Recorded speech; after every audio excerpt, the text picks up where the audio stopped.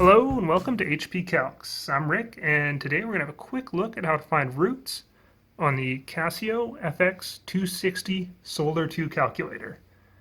To do this, we'll be using the Shift key, looks like this, and is located here. The x squared key with the square root function as a shift function located here. The positive negative key with the cube root function as a shift function located here. And the x to the y with an x to the 1 over y shift function located here. Alright, so if we want to simply find a square root of a value, we place that value on the screen, and then press the Shift x squared key, which gives us a square root of that value. So square root of 25 is 5.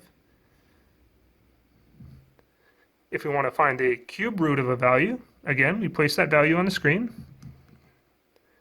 then press Shift and the positive negative key with a shift function of cube root, and get the result. So the cube root of 1000 is 10. What if we want to find a root that isn't a square or a cube root?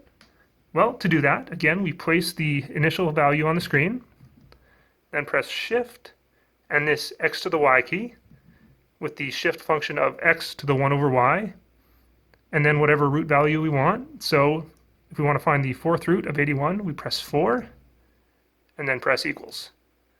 And this gives us 3, which is the correct answer.